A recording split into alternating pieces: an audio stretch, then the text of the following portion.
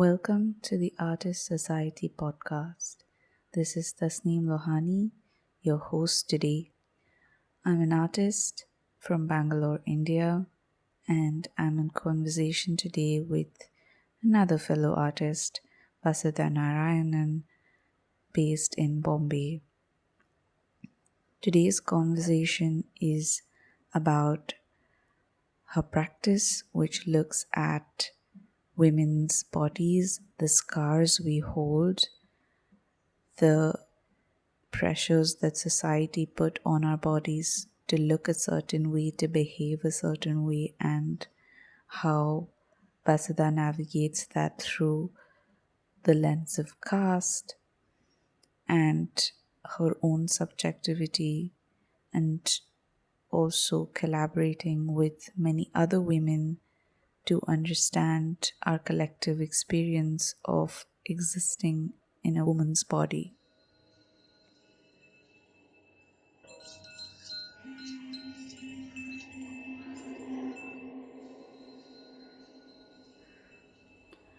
Hi Vasudha, welcome to the podcast. Hi, How are you doing? I'm good.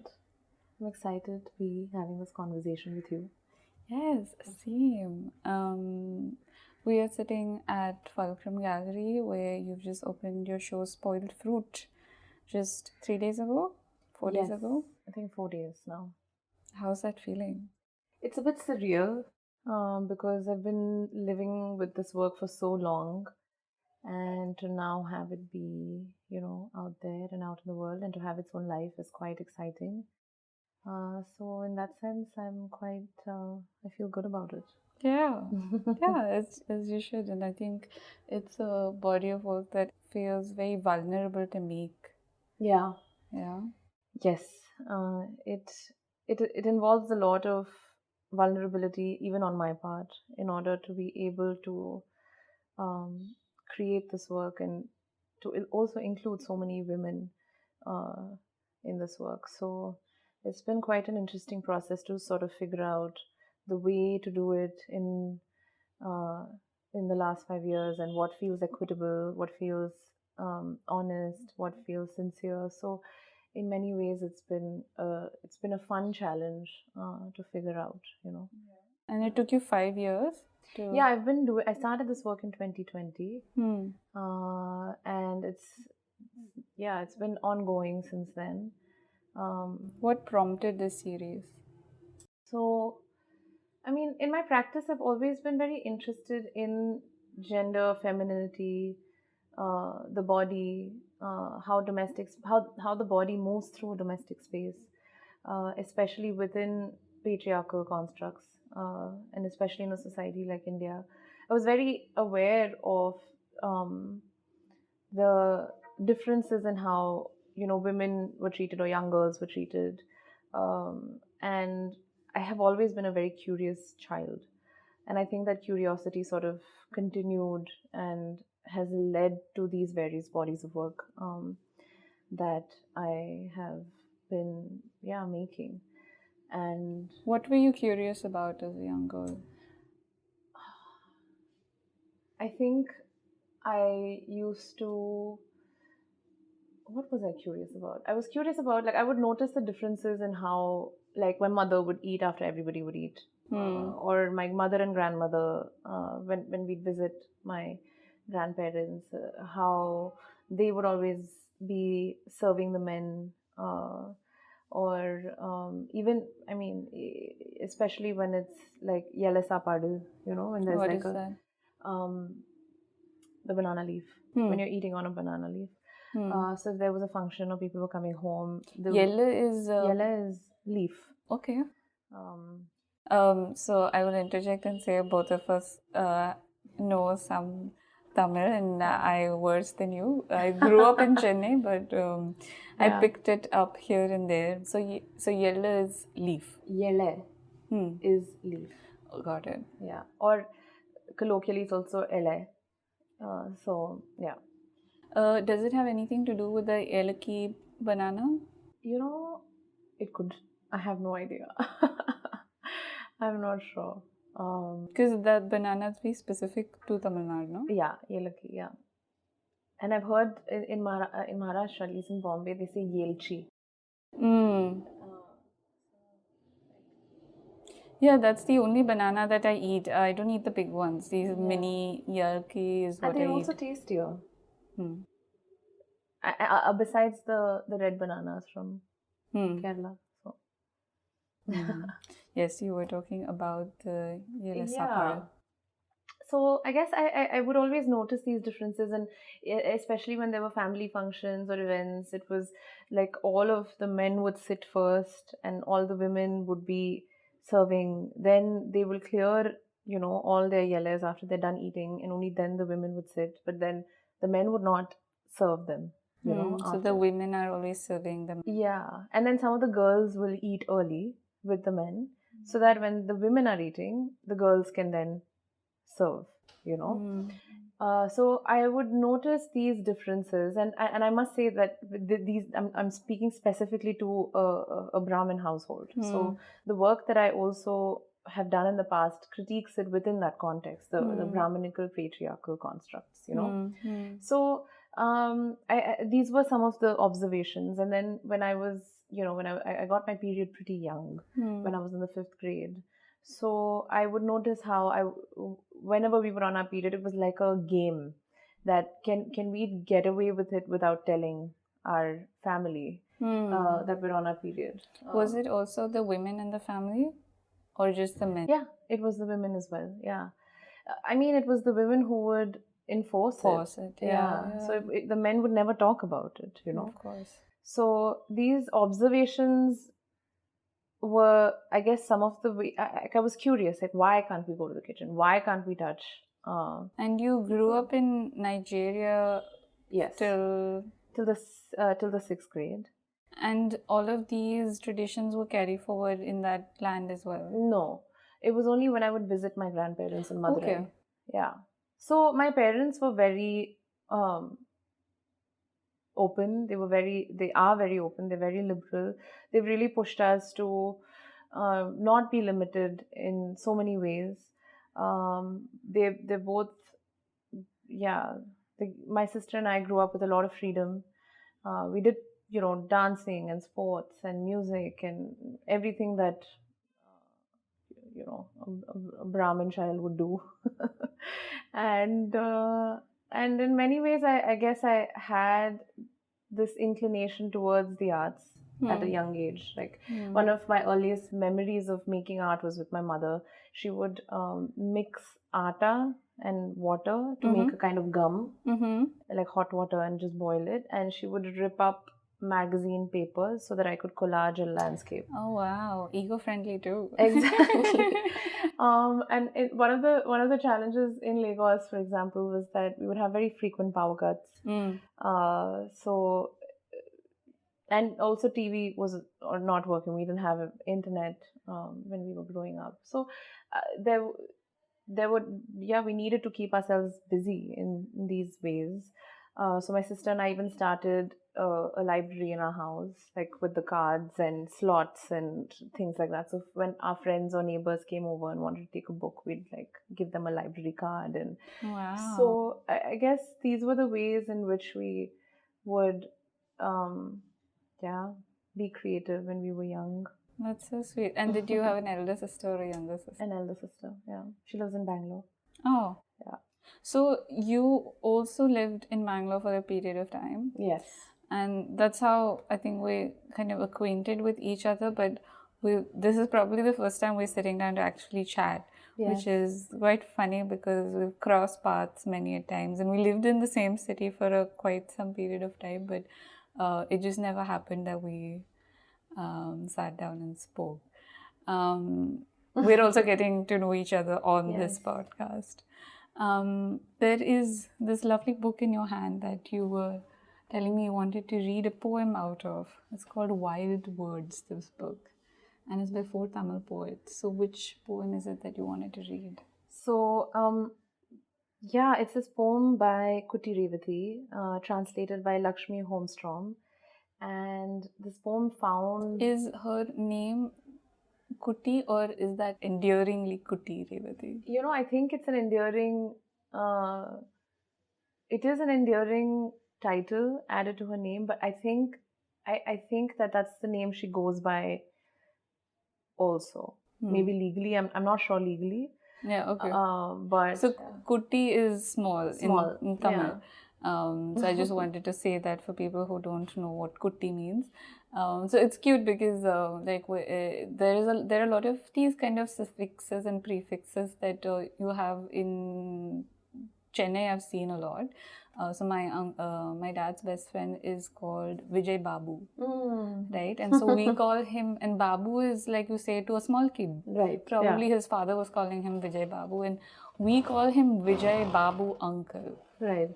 So it's Vijay Babu uncle, and it's quite so yeah, Kuti Revati. Yeah. So just a little brief on Kuti Revati. She's a fantastic writer, poet. She also writes songs. And this poem, which is called Mulaigal in Tamil, translates to breasts. And it found me at a very unexpected moment when I was looking for South Asian writers, artists, women in general who were talking about the body. This is breasts. Breasts are bubbles rising from marshlands. As they gently swelled and blossomed at due season, at time's edge, I watched over them in amazement. Never speaking to anyone else, they are with me always, singing of quiet sorrow, of love, of ecstasy. They have never forgotten to enthuse the seed beds of all my changing seasons.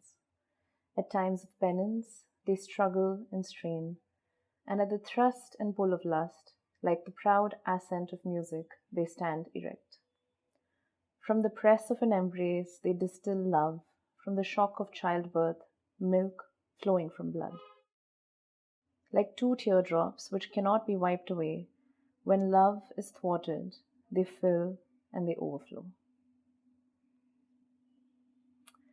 So, this particular poem, I only remember how I felt when I first read it, because I couldn't believe how wonderfully it articulated the body and especially the breasts. Yeah. And it created quite a stir in the political literary circle of Madras's elite. She was ostracized for writing about it. It was dismissed as not poetry. There were protests. She was, removed from various boards and things like that. So I think that I was amazed that I was also amazed by the story around, what happened after she wrote this poem. And I couldn't wrap my head around why this was so problematic, and it is. So in a way, this poem is also an act of protest. 100%. Yeah. And when did she write this poem? That's a great question. Because Chennai is a conservative city to begin with, right? Yep. Imagine doing spoiled fruit in Chennai. It would be difficult. Yeah, probably. Yeah. I don't know. Mulaigal was published in 2002. Okay, so that's not very long ago. No, it's not. And Wow. I think it was part of a collection called Panni Kudam. So that's when it was published. Yeah. Wow. I mean, honestly, growing up in Chennai, I was in a Catholic school and college, all girls. So there was outrage about everything all the time. You know, like this, the length of the kurta that you're wearing, and sort of not being able to sit in class because my kurta is too short, and having told like you need to go home and change. Of course, I lived like 40 minutes away, and just being like, oh, go to your friend's hostel, and like they would actually even come up with solutions. Go to your friend's hostel, it's 5 minutes away, change and come back. Crazy. And it was hilarious. Like after, and imagine being told that in art school. Right, and so we just like after, I think after the first or second year, we would just like smirk and be like, really, like you're teaching us about like Picasso's nudes in class, and we're like looking at like very strong visuals. It was such a contrast, right, in this place where there were nuns everywhere, but we are like sitting in class and looking at very provocative imagery. With like prostitutes that Picasso has painted, and we're all like losing our shits because we're just like, oh my god, like, because most of the people who were also in that college were from other Catholic schools in the city, right? Like, so it was a very there was a lot of dichotomy to that experience of being in an art college like that. And this makes total sense that she was so like shunned down for writing, I mean, a poem like this. Yeah, and I think I remember her mentioning in a few interviews where she had completely lost all hope, and it really affected her mental health and things like that. But I think she had a lot of faith in her voice and courage to stand by herself, you know. And that's why I really admire her work and her writing. And in fact, Wild Words, there's also poems by Malti Maitri, Sukirtrani, Salma, and all of them have also written about the body in beautiful ways, like the body as a landscape, the body as like there's this poem that Salma had written about the city begins at the ghetto. And so there are beautiful and very important parallels and correlations that they're building in relation to the body, which is why I recommend this book of poems. I love coming across new poets, and I will check that out. So in this series of work, you have in this exhibition Spoilfoot, you have a lot of images of bodies, women's bodies, but your practice goes back to you looking at your own body. Right. What was that feeling like for you to sit with your body and look at it from a lens of, like, a camera's lens? So I think at the time when I was in art school, I was doing my MFA, I always felt a little bit uncomfortable about finding, ideas, subjects outside of my own, subjectivity or experience, which is why I could never really I enjoyed photojournalism in a sense. There are many photographers whose works that I used to like, but the ethics or the gaze of it always felt uncomfortable to me. And that's when I started to turn the gaze inwards to just see what is it that I have to say, what is it that I can share about myself in a very personal through a very personal lens, but also create a larger universal experience or draw an experience from that. Was there any specific photojournalist or work that you saw that like prompted this kind of inward looking? Yes. So it was Eleanor Carucci's work. She is a photographer based in New York. And she did this work called Crisis. And it was about her relationship with her husband, and how they were sort of dealing with infidelity, and anger and disappointment. So it was incredibly powerful to me to firstly see how simple an idea can be so powerful. And that was the time when I felt a visceral response in my body when I saw those photographs. And I felt like, what do I have to say? What is it that I can share about myself that can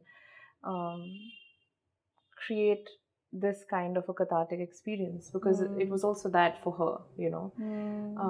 I'd heard her talk about it once, and she said the only way I knew how to get through this the infidelity that she herself was, engaged in, was through documenting the relationship, the fractures and the repairs, and and why that led them to choose each other despite the challenges they were navigating. And found that I wanted that for myself.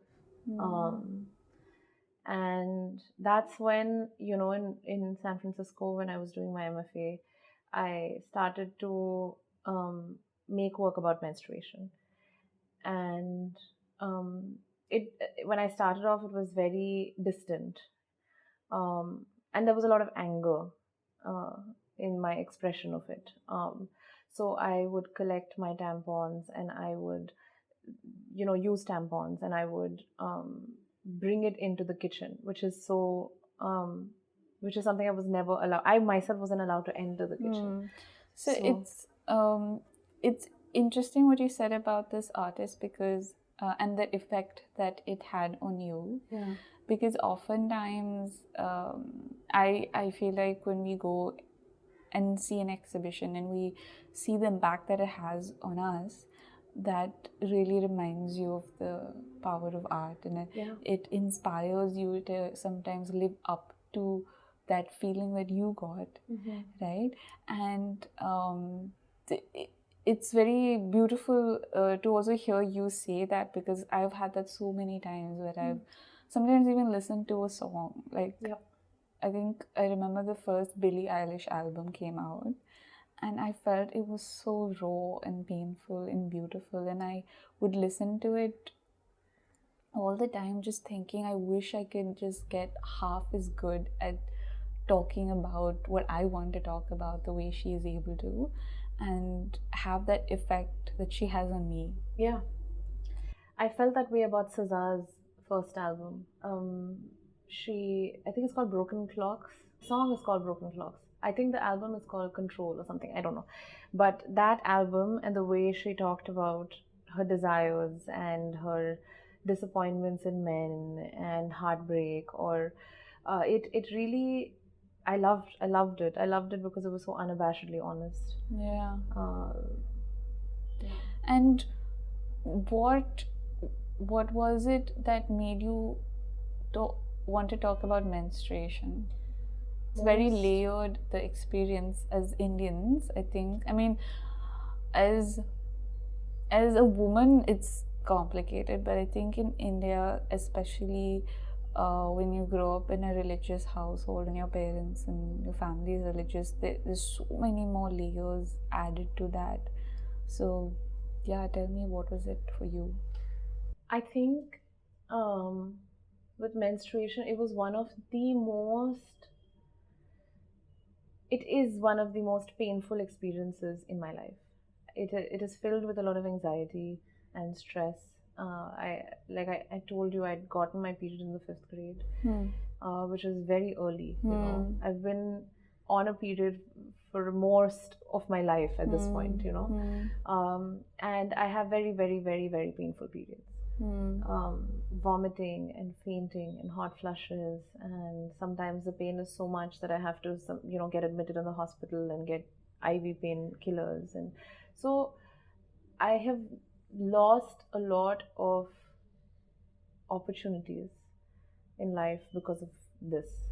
And it's not like, I'm not talking about professional opportunities per se. I'm saying, like, I remember it was when I was in boarding school in Bangalore. My friends were all going on a school trip to some theme park or some park, Banarghatta Park or somewhere, and our school is in the outskirts of Bangalore. And that very morning, I got my period. And I knew that I would not be able to handle it. I can't take the risk of being on a bus, not having access to a washroom while I'm outside. On my first day, I know that I need to be completely rested, because I will have at least 4 to 5 hours of pain. And like, these kinds of experiences they've traumatized me, really. Like, did you have support when you were going through this? Yes, I mean, in the boarding school, I guess at that age, nobody really knows that this kind of pain is not normal. no, none of the doctors who were on campus would say so, like, okay, go see a gynecologist because this kind of pain is not normal, right? And I just took it as, okay, various different women have different experiences. Some people have more painful periods and some don't. But I never thought that this is medically not normal, you know. And I only realized that it is medically not normal maybe 5 years ago, which is not that long ago, which is like 30, 29, 28, you know. So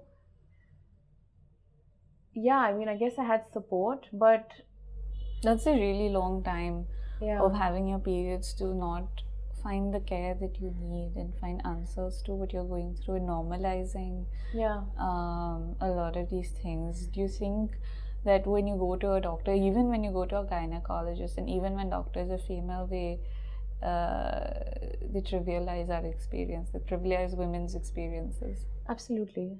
I mean, I don't think I don't think I've ever had a normal visit to a gynecologist, ever. Either they have been presumptuous about, uh, okay, you know, the most dumbest thing I've heard, like, okay, when you have a child, your period pain will reduce.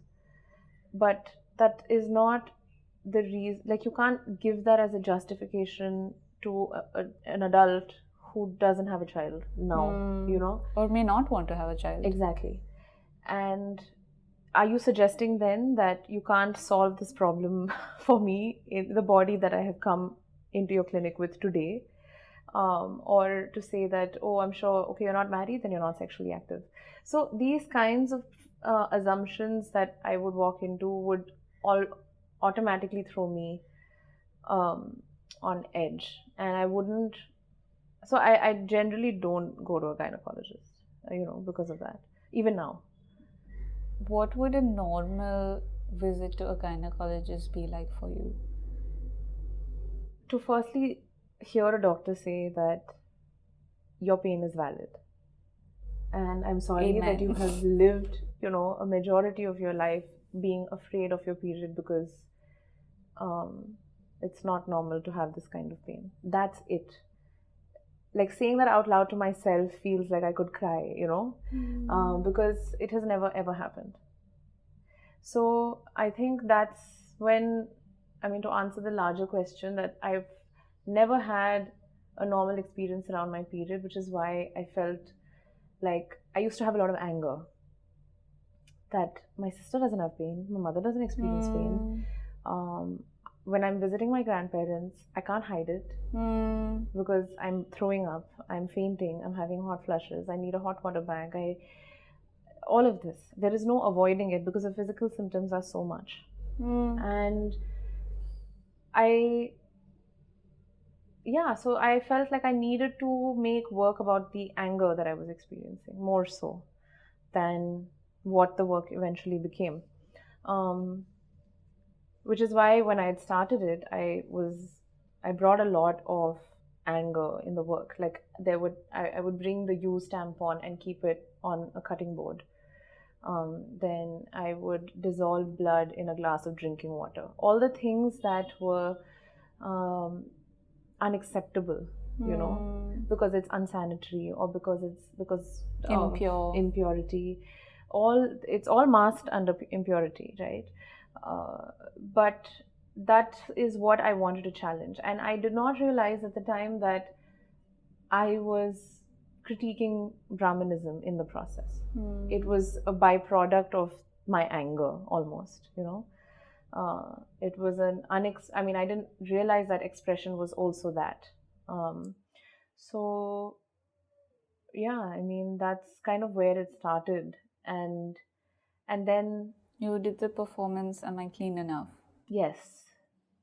And what was that like for you to just, it's a video performance, so you're performing, you're scrubbing your body with a dry soap that looks like a dry soap, and looks painful that you're rubbing the dry soap on your body, and you have put yourself in front of a camera, you have let your body be seen in front of a camera, and before you show it to anyone else, you watch it. right? You watch yourself.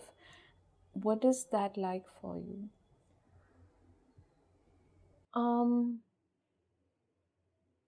I remember when I was doing the performance, I was having a conversation with my grandmother in my head, over and over again, because the act of cleaning oneself is a very private act.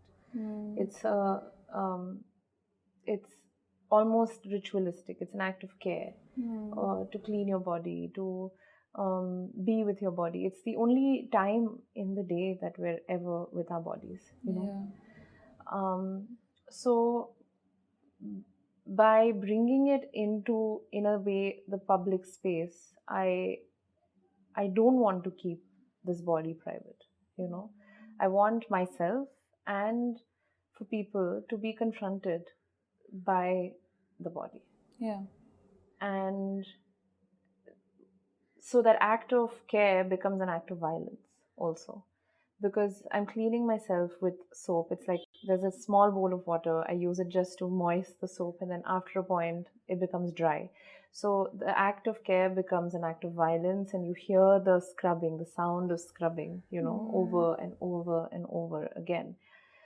And this is alluding to having to be, or the pressure of having to be clean and pure when you're on your period, right? That again and again people tell you that, oh, this is impure. Like even in my household, like your period underwear should like not be washed with any other clothes in the washing machine. It should be washed separately. It should be dried separately. It should not touch other clothes. And so the messaging that you get again and again is that this is, you're going through this time when it's when your body is impure, and that you can't even touch, in my house you can't touch the Quran, right? And so for me to look at, you scrubbing your body was just reminding me of like also how hard I used to scrub my period underwear to make sure like everything is gotten out. And also it never does. Right, like over a point, it starts to, you have underwears that are for your period, which you know you're going to stain, and then on other days you wear, other underwear, because it will stain, I mean, depending on what you use, whether it's a tampon or a cup or a pad, whatever, right? And yeah, so I felt like I needed to express that anger. And to question, how could you do this, It's like, how could, because at this like I hear you talk about how your parents are being liberal and supportive, and also like I think they've come to see the show as well, right? Not yet, no. But they're coming. Yeah, I hope so, yeah. But they're familiar with your work. They've seen what you've been doing, and so I imagine that there is support there. Yeah, I mean, I think it's not easy for them as well. I think they want to support my work, and they do support my work. Not that they want to, they do support it, but they also have to negotiate a lot of social relationships and structures that they are very embedded in. Grew up in. Exactly, that they grow up in, that they're embedded in, that their own belief systems. And I think they really have tried their best. I mean, when I invited them, when they came for my graduation and they saw the work, I never told them about the performance video. Okay. Until like an hour before, I told my mother on the phone that, look, there is also a video where I'm doing this, so speak to daddy about it and let him know. I don't want him to be ambushed, but I also don't know how he'll take it, So I think a lot of these uncomfortable conversations just don't happen. We just pretend, or we just agree to disagree, or like have separate, Yeah. Do you think it's this social conditioning that, our parents grow up in, and then you also see them like toy with this struggle of wanting to support their child, and somewhere, I mean, the only reason they would think they want to support their child is also that there is an inkling in them where they don't agree with a lot of the things maybe that they have also experienced, but it's a societal norm. You're so embedded in it, and you accept it without thinking really about it. Because in my family also, like we follow all of these things that I described earlier, but it was very normal to tell my dad, like, I'm out of pads, can you go buy me like a packet? And no awkwardness whatsoever, nothing.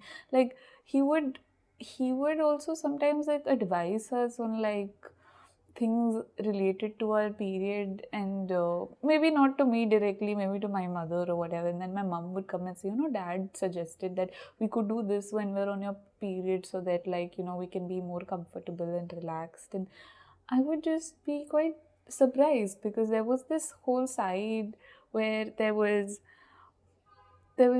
care, because like, my dad understood that women needed to be supported when they were going through this, and it was painful and difficult. But at the same time, there were all these things that we still followed in the house, because that, like, yeah, like, that is what you do. Yeah. And I agree completely. Like, I think they recognize the need to have these kinds of works, or to be supportive in such circumstances or scenarios, but don't have the vocabulary to do so, and I think that's the thing, the mother, the role of the mother or the woman, right? She becomes the conduit for these conversations. Whether it is of support, like, okay, Appa thinks this, you can do this, or also control, like, don't do this. And I think these are important things to think about. These are important things to bring to the forefront, or to address in some way, that as a society we need to encourage the possibility that any and all genders can talk about these issues, Yeah. and don't have to carry this kind of shame within themselves, or project it onto other people. And I'm not faulting anybody, it's just systemic, it's how we are raised. Yeah. And I think that's where maybe my parents also see that there is value in what I'm doing, and to not just to me but to a lot of people. Yeah. Like, they also hear my cousins telling them, oh wow, she's doing this, and so That's I think amazing. yeah, so I think they recognize that, but they still, and they do support me. But it's not easy, because they have to deal with their own prejudices or biases, and the discomfort, and I can understand that process. Yeah. So, coming back to the space that we are in is this your first solo exhibition? In India, yes. In India. And at least with this work, yeah. Okay, so this is your first solo exhibition in India at Fulcrum Gallery in Bombay. And here you have actually taken the lens on other women, right? You're looking and you're talking and you're collaborating, I think, in some sense, with a lot of women. What made you make that shift of taking the camera back to the other body, not your body? I actually did start with my body. I started photographing myself first in 2020 itself. Okay. I had an ACL injury, and I had to have surgery and rehabilitation. And in Bangalore, I was in Bangalore at the time, and I felt really uncomfortable and foreign in my body. I felt like I was carrying a lot more weight than I could handle, and I mean, I was constantly in pain. I was dependent on my mother or my sister to just get to the bathroom, and it was this strange kind of dissonance. Julia Kristeva talks about the theory of objection, and how we are disgusted by our own the things that emerge from our own body, like menstrual blood, or shit, or piss, and it creates this kind of disconnect or a dissonance, that, like, is this from me? Is this me? And that's something that I was feeling, and so I couldn't keep escaping it, and I sort of took the camera and started to photograph myself. And were you photographing your knee that was injured? I photographed my knee, my shoulder. I've also had like a car accident, so I photographed my scars. And I was just sort of thinking about how, the bodies that we're born in are not the bodies that we now inhabit. We're not in those bodies anymore. Our bodies are a marker of time, of incidents, of accidents, all these things that we go through in the course of life. And when I had done that, when I photographed myself and I looked at the photographs, I felt very much like the performance video. I felt a lot of compassion for myself. I felt like I had empathy for this body. I was seeing myself from the outside, both in the performance and in these photographs. And, as a woman growing up in an Indian society, I feel like we've all grown up with conversations about our bodies, about how we should look, how we should dress, what is appropriate, what's not. And those were conversations. I also went to Bishop Cotton Girls, and I was around a whole lot of girls. Catholic school. Yeah, who were always talking about this, being too big or too small or too short or this. And and that's when I felt like, okay, I want to share this with other women. And I started with my friends. I started speaking to them, and I started photographing them. And it was over the course of these, conversations with them, I realized the importance of, like, man, everybody wants to just talk about this. Yeah. People want to just say it. They just want to share it. They don't want to live behind this shame. Yeah. And anger. There's so much anger,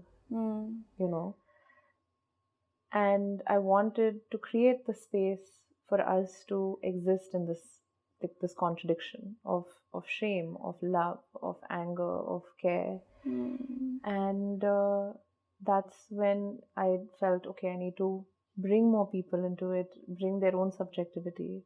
How does a woman who's had a child see her body compared to somebody else, who doesn't have a kid? Or how, because I'd made work about menstruation, I felt like it was something that I detested about my body. I look forward to the day that I stop having my period. That's how I would feel. But when I photographed a trans woman in this work, she said that I want to have menstruation. I want to breastfeed and have a child because that would make me a complete woman.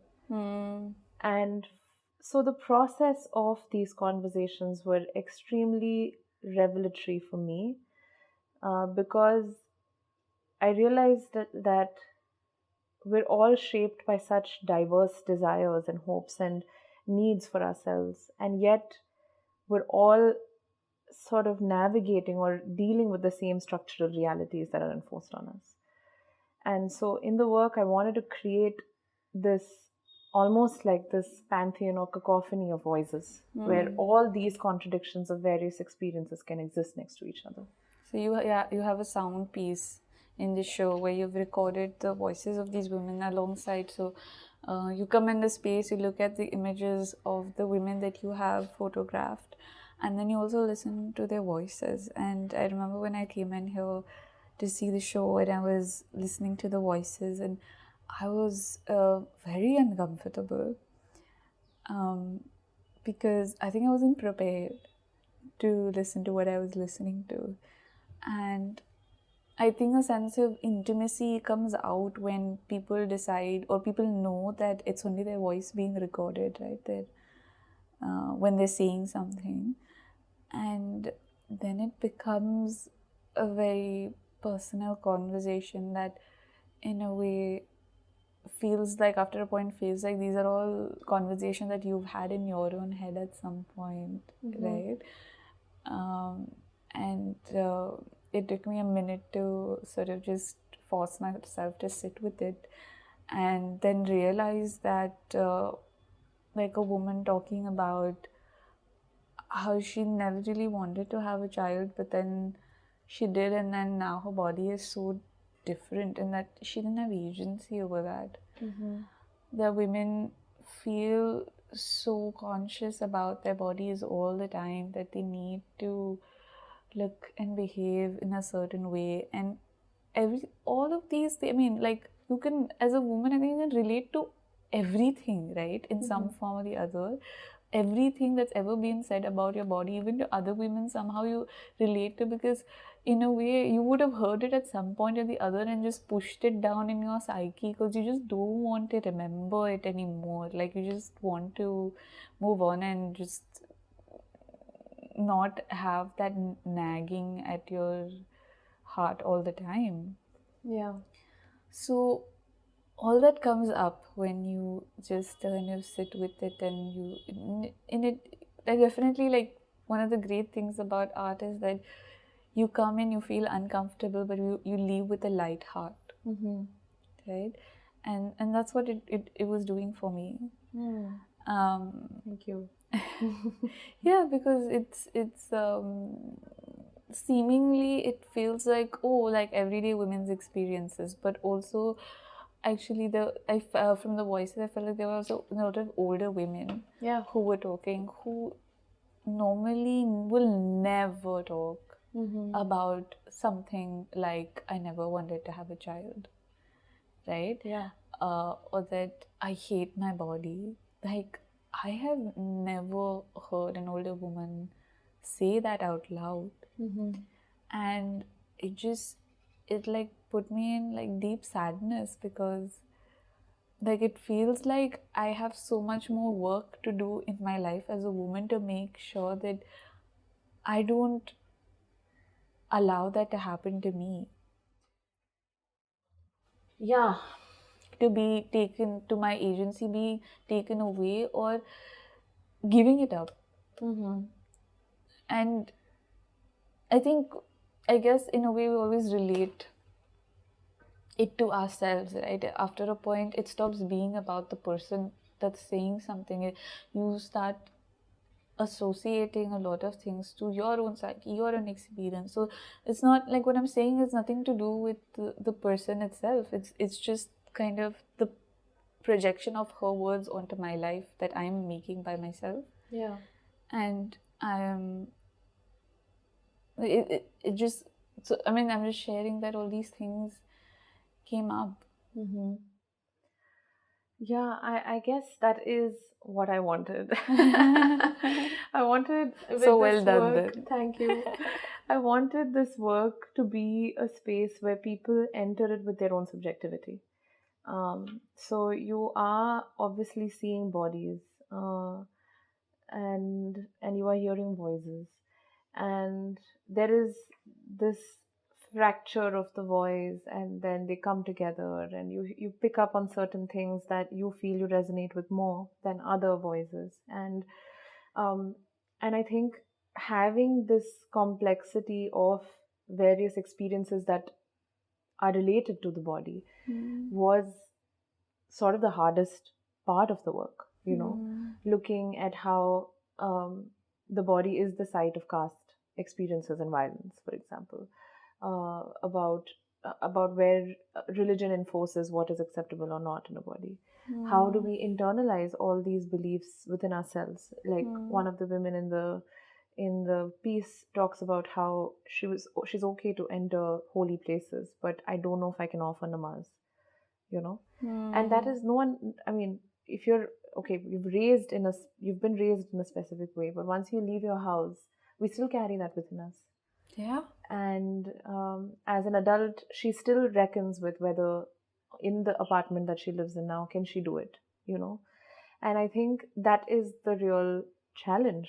We're constantly negotiating these things that have been told to us or enforced upon us. And Yeah, just imagine that religion was supposed to be a space where you felt like it's supposed to be spiritual, right? Where you go to it to find support and comfort and community Yeah. even. But 7 days in a month, apparently we have no access to it. Yeah. Right, yeah. It's like the healthcare system in the US, like, sorry, your next appointment is in 6 months. Yeah, exactly. That is, yeah, that's when you can enter holy places. So I think that's what felt these are the this is where I feel like the curiosity for me came in, from when I was a kid, that these things don't make sense.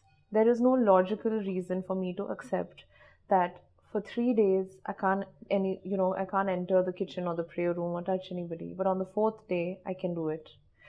But women have their periods from 5 to 7 to 10 days. Oh, so you had a 3-day thing. I had a 7 to 8. Like when I was younger, it was 10 days. No, but according to the rules. Yeah, 3 days, Oh, 3 or in your 4 days. family. Yeah.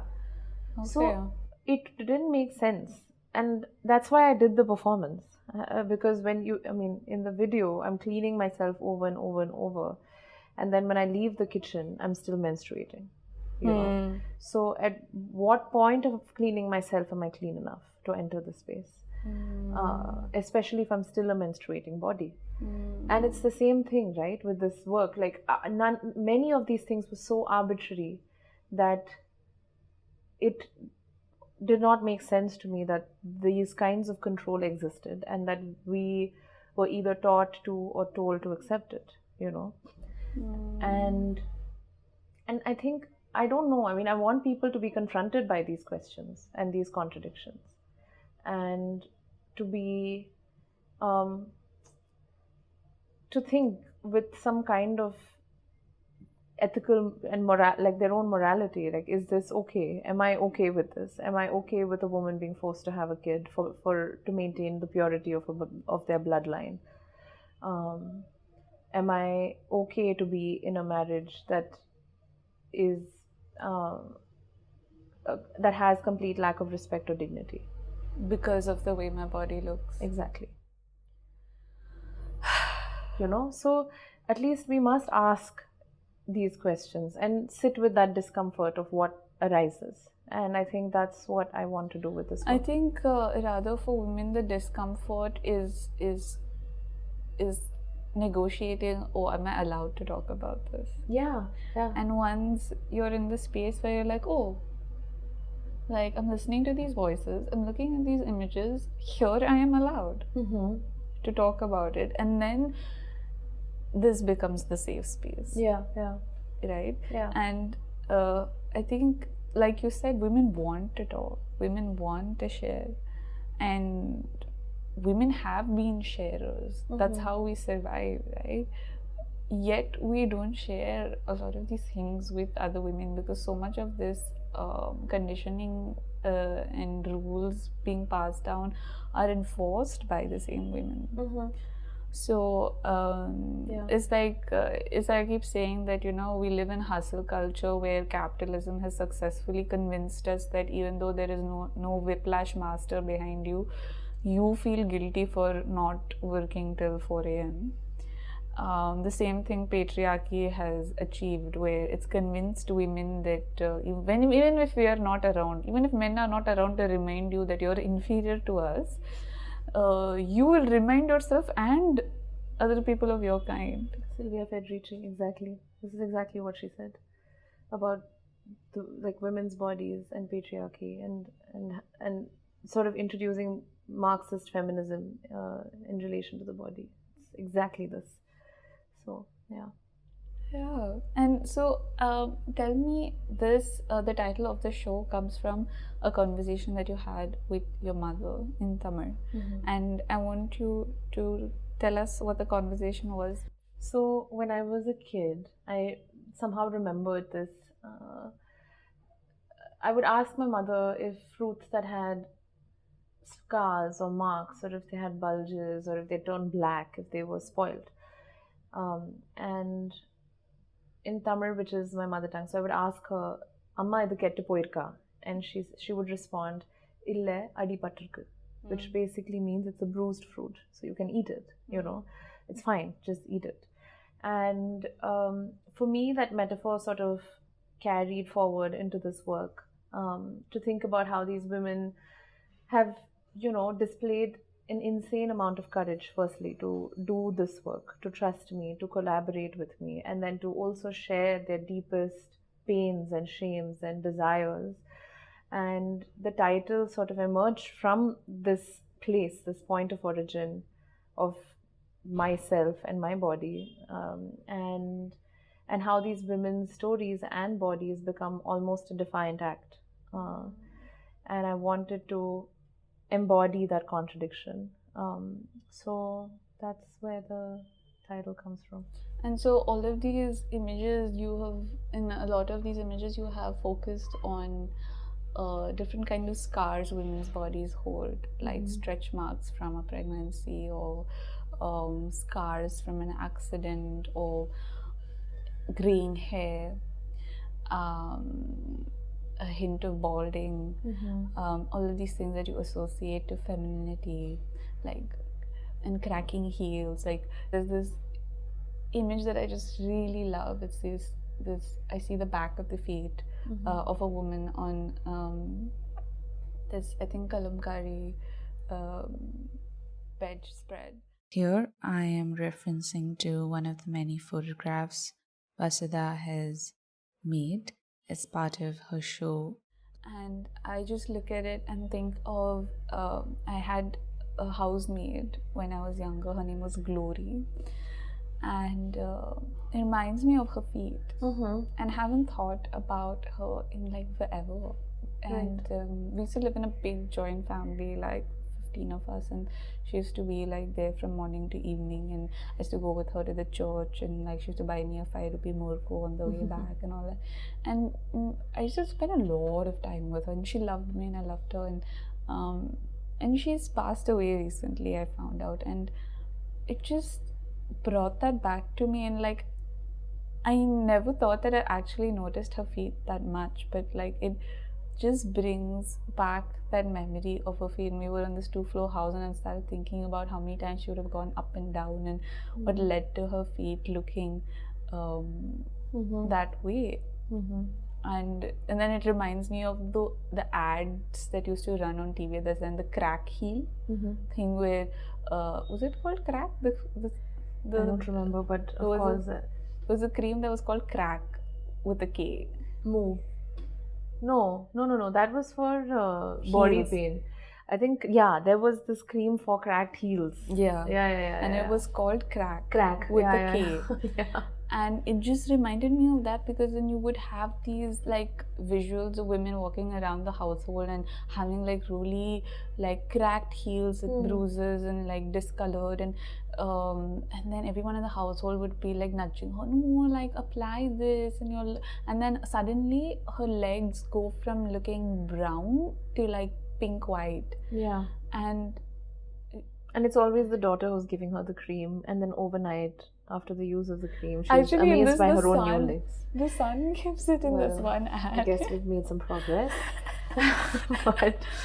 but I think there is still some kind of I feel a little bit uncomfortable by that also, because the sun gives it, but it's not that her legs are healed, it's that her legs become like a model's legs. Yeah. Right? So I'm why does the sun want it stopped becoming about her, because cracked heels are painful. Yeah. Right? They're like having a cut in your skin is painful. It's not about a Fair and Lovely cream or a skin whitening cream that you're applying, and it's actually take care of your feet, because they're going it's gonna hurt you. But the result is that, I have beautiful feet, and now I can wear this anklet that will look so beautiful on my foot, just because my cracked heels are gone. Yeah. I mean, something that has to do with one's health becomes an act of vanity almost, it's a vain thing to have beautiful feet, as opposed to have feet that are not bleeding. Yeah. So, yeah, I get it. And do you think these are some of the ways in which women's health is just trivialized? Absolutely. I mean, the photographs that you are talking about, I mean, for me, because I've worked and so intimately with these people, I know instantly when I look at the photographs what stories they carry or they embody. And I mean, I think that there is so much shame or violence and anger that they feel within their bodies, especially when it comes to the health system. I mean, in the book, there's one specific anecdote of a woman who talks about how. This is the book that's part of the exhibition that you've Correct. made. Yeah, like the artist book. And a doctor asked this woman, like, okay, you look quite feminine. How can you have PCOD? You know, look feminine. You look feminine. So how could you have PCOD? And Wow. this woman is questioning, like, is the doctor supposed to talk like this? Can I trust this person? Because I have it. I mean, it's been diagnosed. So how does the way I look impact whether or I can or cannot have it? So I think, yes, women deeply distrust the medical, industry in many ways, and also are quite often silent about pain. And I think even with the photographs that you were talking about, as these pair of legs that are feet that are just resting, um, it's for me. I wanted to honor this woman and her story and her body. She is the first in her family to have been educated. Came from a family of agricultural laborers. Has been single-handedly responsible for bringing her family in many ways out of poverty, and got an education as an educator, as a teacher, and would travel by bus almost 20 plus kilometers to teach at a school. But because of her caste, she was and through various like government colleges and schools and things like that she studied, she didn't have access to clean bathrooms and toilets, which led to UTIs. And then she didn't take, when she had a child, or when she was going to have a child, when she was pregnant, didn't take her BP medication properly because she wasn't told by doctors to take care of herself, and experienced UTIs and then eventually kidney failure, and now undergoes dialysis. Oh my So God. there are so many stories for me that I feel are so important for us to talk about and share. And it's the only way that we can really build empathy in this world, because we live in a time where we're so afraid of the other, and it's the political tool that is often wielded to create systems of power. And I wanted to, through this work, also challenge that. To also have women look at, okay, this is the story of a woman who has this complicated relationship and is negotiating this with her body. How does that compare to, say, somebody else who has grown up with all the privileges in the world, to never have to even think about having access to a washroom, you know? And I think we have to question that within ourselves, So yeah, that's also why these two feet are next to each other in a way, because for me, they withhold these contradictions. So you have two images of different feet Yeah. next to each other in the series. Okay. Yeah. I guess I would like to end our conversation by asking that a lot of art making, and especially in your case, but even universally, is about looking inward, self-reflection, right? And when you are talking about your body, it is, of course, I think whenever we make art, it's because we're trying to solve a puzzle. I think, right? There's something that is nagging at us, and we're like trying to solve it through making art, and we're trying to untangle the pieces. And I would like, I remember a couple of years ago, I had this, I hit my nail, my big toe of my foot, and it turned black, and then it turned yellow, and then it turned all kinds of colors, and then it was just painful, and it took a ridiculously long time, right? And initially I was like, just telling everyone, oh, look at this, and then I saw people getting really disgusted by this like blackening nail, and then after a point it just became like difficult more and more to just live with it, because I was like, first of all, I had to hide it because it looked like, I don't know, a demon had possessed it. It was black. And it was painful. And then you would just keep sometimes just getting infected over and over again. And then I started drawing it. Because I just didn't know what else to do. Right? And once I started drawing, I think I made a few drawings, I made a couple of paintings, and then I kind of felt very comfortable with that nail. And I think soon after it healed. Oh. And so, what do you like? What is it like for you? Do you feel that sense of resolve comes to you? No, because I think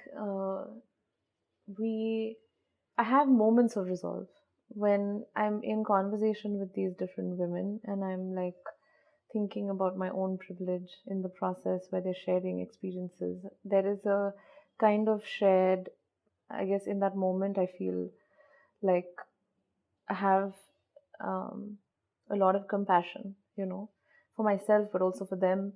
But I don't think it's possible to be forever at ease. Unless maybe when you're older, I don't know.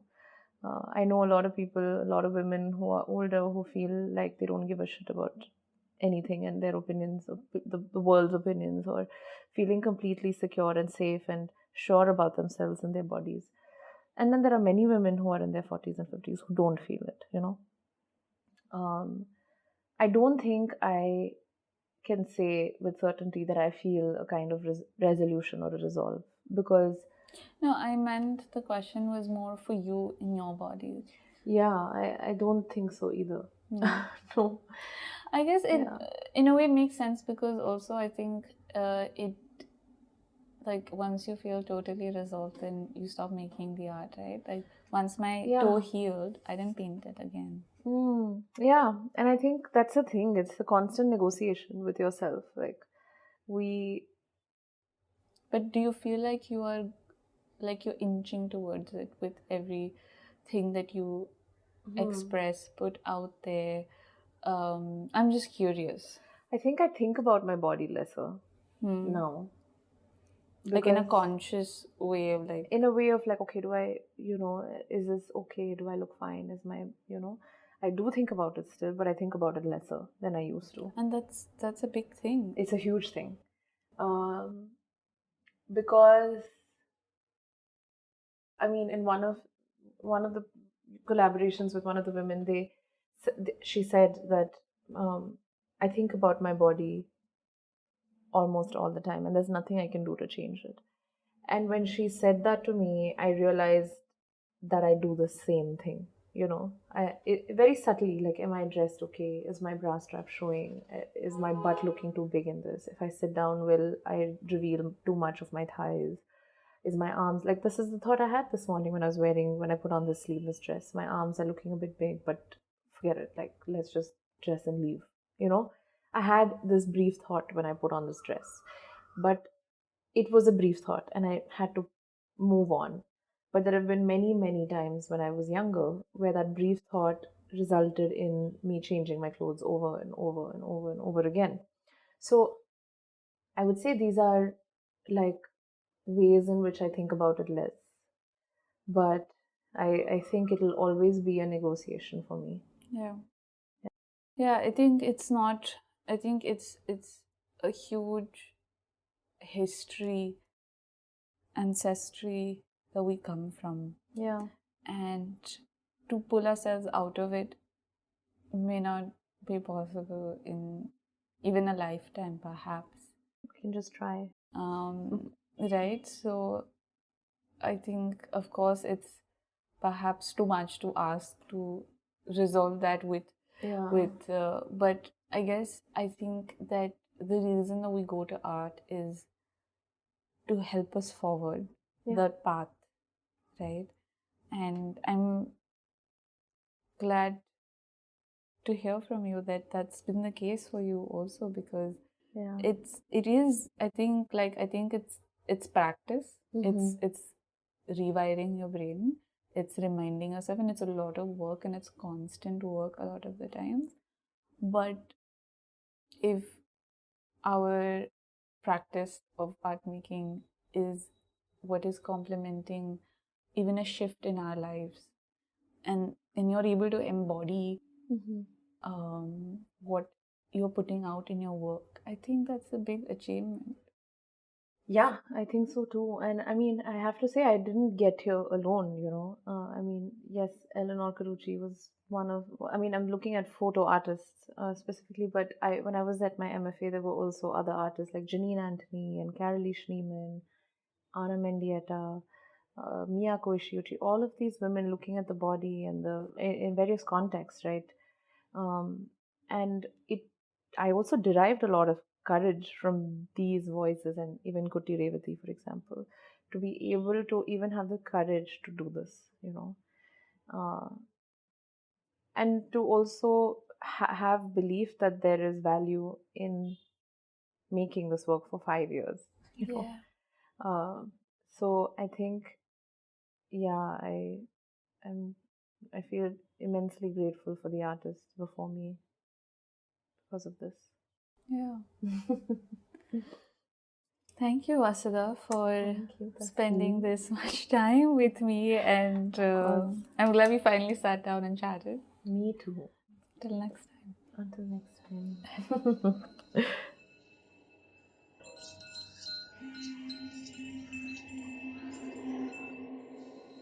We are the Artist Society podcast by the Artist Society Collective.